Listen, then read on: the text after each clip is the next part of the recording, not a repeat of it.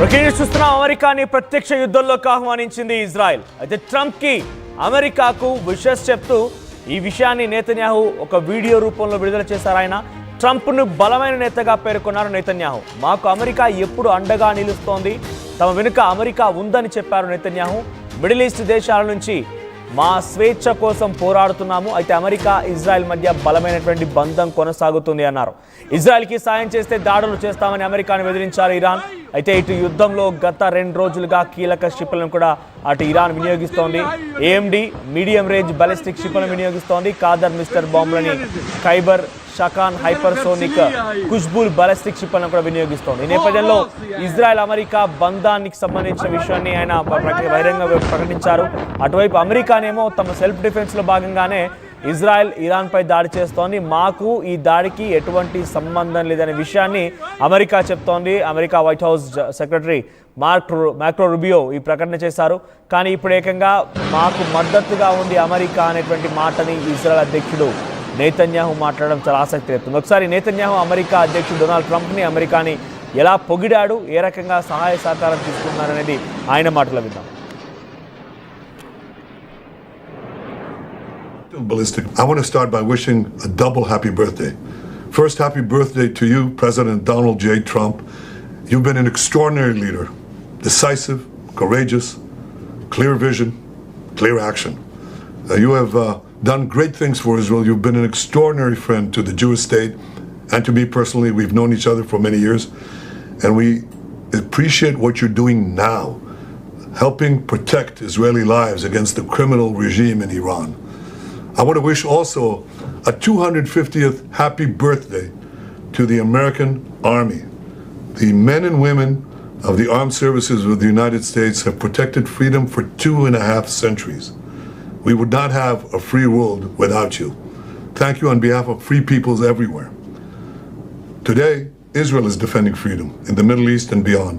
We're doing so against a tyrannical and radical Iranian regime that wants to build atomic bombs to destroy us and wants to build ballistic missiles, including intercontinental ballistic missile, to be able to threaten anyone and everywhere in the world.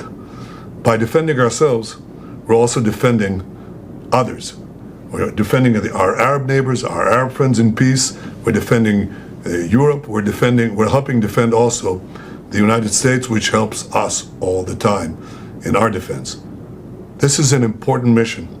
Right now, the Iranian regime is bombing our civilian neighborhoods while we are targeting the terrorists.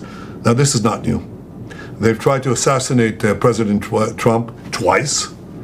They bombed American embassies. They killed 241 Marines in Beirut. They killed and injured thousands of Americans with their IEDs in Iraq and Afghanistan. They burn the American flag. They chant endlessly, "Death to America." Our enemy is your enemy. And by doing what we're doing, we're dealing with something that will threaten all of us sooner or later. Our victory will be your victory. How do we intend to achieve that victory? Well, we've already done great things. We've taken out their senior military leadership. We've taken out their senior technologists who are leading the race to build atomic weapons that would threaten us, but not only us. We've done all that and many other things. But we are also aware of the fact that there's more to be done. So we're preparing. We paved the way to Tehran, and our pilots over the skies of Tehran will deal blows to the Ayatollah regime that they cannot even imagine. And I can tell you this. We have indications that senior leaders in Iran are already packing their bags. They sense what's coming. I'll tell you what would have come if we hadn't acted. We had information that this unscrupulous regime was planning to give the nuclear weapons that they would develop to their terrorist proxies. That's nuclear terrorism on steroids. That would threaten the entire world. This is what Israel is doing with the support, the clear support of the President of the United States, Donald Trump, and the American people, and many others in the world. So with God's help, and with the goodwill and resolution of all free societies, we shall win.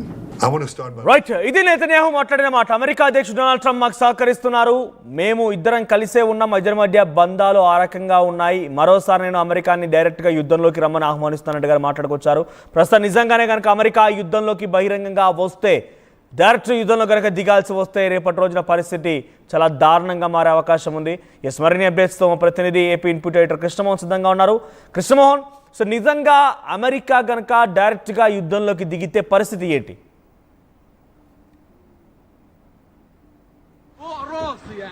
మాట్లాడుతున్న ప్రకారం కానీ లేకపోతే Israel ప్రధాని కోరుకుంటున్న విషయం ఏంటంటే, ఇప్పుడు Iran చేస్తున్న దాడులు ఏవైతే ఉన్నాయో, ఇరాన్ చేస్తున్న దాడుల్ని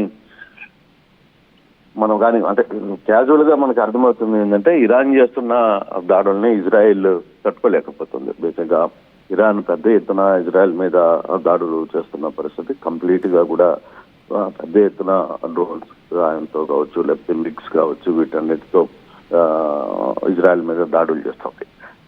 ఇజ్రాయెల్ డిఫెన్స్ వ్యవస్థ పూర్తిగా కూడా దీన్ని ఆపలేకపోతున్న పరిస్థితిని ఒప్పుకొని తీరాలి. ఇజ్రాయెల్కి ఇప్పుడు తక్షణం ఎవరో ఒక దేశం నుంచి పెద్ద ఎత్తున ఒక సపోర్ట్ అయితే కావాల్సిన పరిస్థితి ఉంది. సో అటువంటి పరిస్థితుల్లో ఇజ్రాయెల్ పదే పదే అమెరికాని కావచ్చు, ట్రంప్ను కావచ్చు కోరుకుంటున్నాడు, మీరు డైరెక్ట్ గా నాకు సహాయంగా యుద్ధంలోకి రండి అని చెప్పి కోరుకుంటున్న పరిస్థితి. సో ఈ యాంగిల్ గానీ మనం కానీ చూసుకుంటే, ఒకవేళ అమెరికా నిజంగానే అంటే ఇప్పటికీ అమెరికా యుద్ధ నైపుణ్యాన్ని తర్వాత కొంత సపోర్ట్ చేయడానికి రంగంలోకి దిగింది, మిడిల్ ఈస్ట్ సైన్యాన్ని కూడా సిద్ధంగా ఉంచింది. కానీ ఇది ఎంతవరకు డైరెక్ట్ రంగంలో దిగి ఇజ్రాయెల్ కి సపోర్ట్ గా అమెరికా దిగి యుద్ధంలోకి ఇరాన్ మీద అటాక్ చేస్తుంది అనేది చూడాలి. కానీ ఇక్కడ ఇరాన్ వార్నింగ్ కూడా ఇస్తుంది, మీరు ఇజ్రాయెల్ కి సపోర్ట్ చేసి ఇది కానీ చేస్తే మేము కూడా దాడులు చేస్తాం అమెరికా మీద అనే ఒక హెచ్చరికను కూడా చేస్తున్న నేపథ్యం జరుగుతోంది. సో ఇటువంటి పరిస్థితుల్లో అమెరికా ఇజ్రాయెల్ మధ్య ఒక బలమైన బంధం ఉంది. లేదు, ఇజ్రాయెల్ కి మాకు మిడిల్ ఈస్ట్ దేశాల నుంచి కూడా మా స్వేచ్ఛను మేము కోరుకుంటున్నాం అంటూ ఇజ్రాయెల్ ప్రధాని నెతన్యాహు మాట్లాడుతున్నప్పటికీ, బట్ ఎంతవరకు అమెరికా ఫుల్ రోల్లో ఇజ్రాయెల్ కి సపోర్ట్ గా నిలబడుతుంది అనేది చూడాలి. ఇజ్రాయెల్ ని పూర్తిగా కూడా అంటే ఇజ్రాయెల్ గతంలో కూడా ఒక మాట మాట్లాడింది, మేము ట్రంప్ ని పూర్తిగా నమ్మలేము, బట్ మాకు భారత్ సహాయం కూడా కావాలని చెప్పి భారత ప్రధానంతో కూడా మాట్లాడిన పరిస్థితి కూడా ఉంది. సో ఇటువంటి ఇష్యూస్ ఉన్నాయి. వాళ్ళకి తెలుసు ట్రంప్ వ్యవహార శైలి, ట్రంప్ వ్యవహరిస్తున్న తీరు. అంటే అసలుకి ఈ ఇజ్రాయెల్ వర్సెస్ ఇరాక్ మధ్య జరుగుతున్న వారు అసలు జరగడానికి కారణమే అమెరికా అనేది ఇజ్రాయెల్లో చాలా మంది పబ్లిక్ మాట్లాడుతున్న పరిస్థితి కావచ్చు.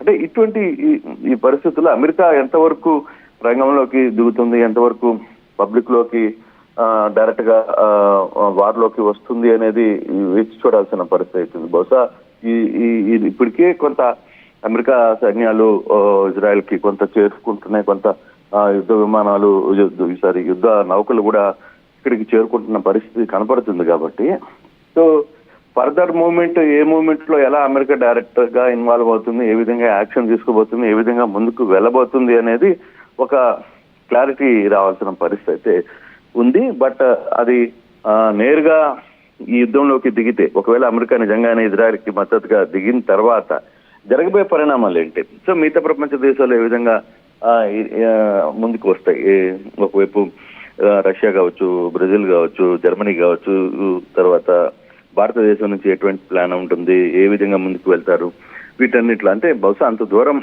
రాకపోవచ్చు, చర్చల ద్వారానే కొంత ఈ సమస్యలు పరిష్కారం అయ్యే మార్గం అవుతుంది అనేది కూడా కొంత వినపడుతుంది. కానీ వాస్తవానికి ఇరాన్ చేస్తున్న దాడులకి ఇజ్రాయెల్ అయితే తట్టుకోలేకపోతున్న పరిస్థితి చాలా క్లియర్ గా ఉంది. కంప్లీట్ గా ఇజ్రాయెల్ డిఫెన్స్ వ్యవస్థ పూర్తిగా కూడా ఇరాన్ చేస్తున్న దాడుల్ని అడ్డుకోవడం విఫలమైందనేది మాత్రం ఖచ్చితంగా చెప్పాలి. కానీ అమెరికా ఎంతవరకు ఈ బార్లోకి ఇజ్రాయెల్ కి మద్దతుగా ముందుకు వెళ్ళబోతుంది, ఏ విధంగా వెళ్తుంది అనేది చూడాలి. అది కొంత టైం పట్టే పరిస్థితి అయితే కనబడుతుంది మనోజ్. కానీ ఇది డైరెక్ట్గా అమెరికా విషయంలో ఆలోచిస్తే కనుక రష్యా ఉక్రెయిన్ వార్లో అమెరికా ఉక్రెయిన్కి మద్దతుగా నిలబడుతుందనే భావనలో రష్యా ఉంది. ఇటు ఇజ్రాయెల్ ఇరాన్ వార్లో కూడా ఇజ్రాయెల్ వైపుగా అటు అమెరికా నిలబడుతోంది. ఒకవేళ అమెరికా కనుక డైరెక్ట్గా బహిరంగంగా ఇజ్రాయెల్ వైపుగా దిగాల్సి వస్తే రష్యా కూడా ఇరాన్ వైపుగా నిలబడే అవకాశం ఉంది. ఇది కాస్త ఒక భీకర యుద్ధంగా అసలు పశ్చిమాసియానే కాదు పెద్ద ఎత్తున ఆసియా ఖండం మొత్తం కూడా ఒక్కసారిగా యుద్ధం వైపుగా దారి మళ్ళీ అవకాశం కనబడుతోంది.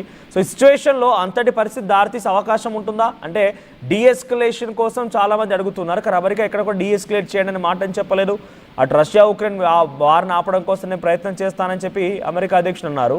సో అటు డొనాల్డ్ ట్రంప్ అటు ఇజ్రాయెల్ ఇరాన్ వార్ను కూడా నిలిపివేస్తానని చెప్పి ప్రయత్నం చేసినప్పుడు ఏమాత్రం సఫలీకృతం కాలేదు.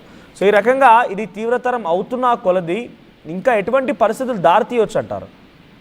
అంటే బేసిక్ ఇక్కడ పశ్చిమాసియా మీరు చెప్పినట్టు పశ్చిమాసియా మొత్తం కూడా కొంత పశ్చిమాసియా దేశాల మధ్య జరుగుతున్న ఈ అంతర్గత పోరులో ఆ పశ్చిమాసియా దేశ ప్రజలు మాత్రం కొంత గందరగోళమైన పరిస్థితుల్లో ఉన్నారు.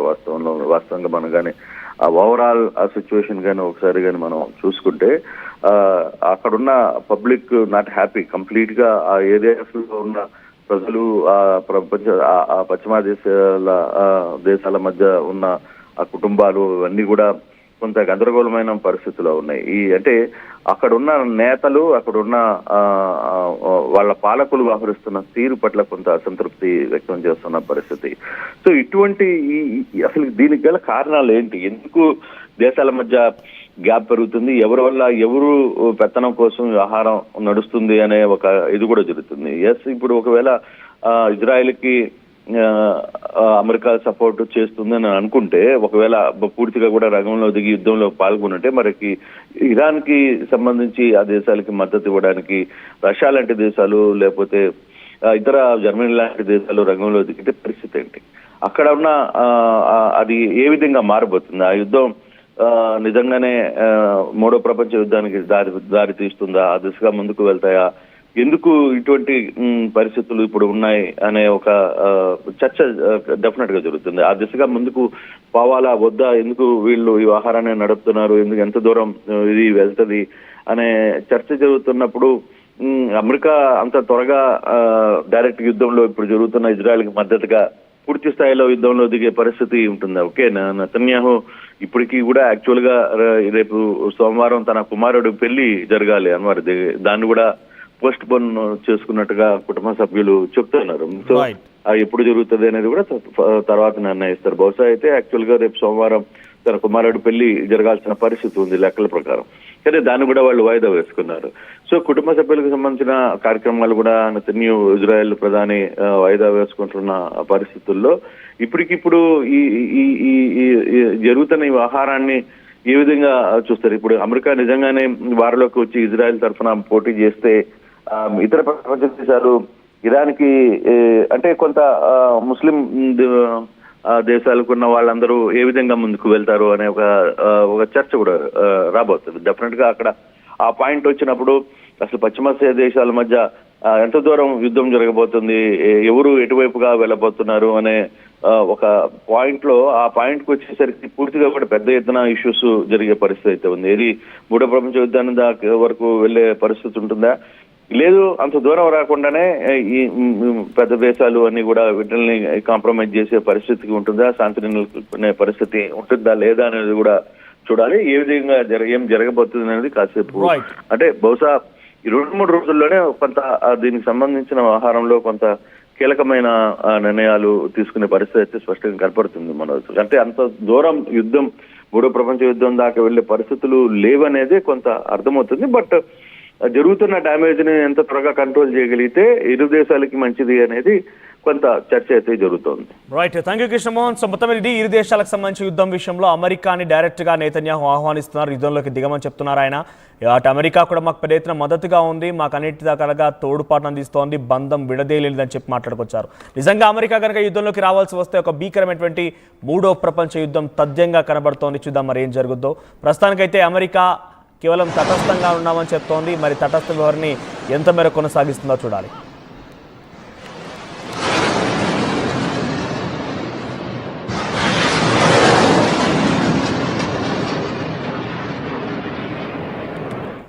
అయితే గతంలో నేతన్యాహును ఉద్దేశించి డొనాల్డ్ ట్రంప్ ఏం మాట్లాడారో చూద్దాం. Thank you very much. It's an honor to have a very, very special person. I've dealt with him for a long time, Benjamin Netanyahu, Prime Minister of Israel. And we had lunch together, we had meetings together, staff, and I think we've come up to some pretty good solutions and conclusions. And we'll be working a little bit after this, and then I assume you're going back home. This is a quick stop, in and out. But we appreciate you being here, and we are a friend of Israel, as you know. I would say that I'm by far the best president that Israel has ever even thought of seeing. And it's an honor to be so, and to be so thought of. Many friends in Israel, they are not in an easy area. It doesn't go easy, but we are helping them. And likewise, they've been helping us very much. And so we'll see how it all works out. But we had great discussions today, I think, on the obvious subject of Iran, and also the less obvious subject with respect to Israel, and that's trade. And I think the Prime Minister is going to tell you a little bit about trade and what they're doing for the United States. So I want to thank you all for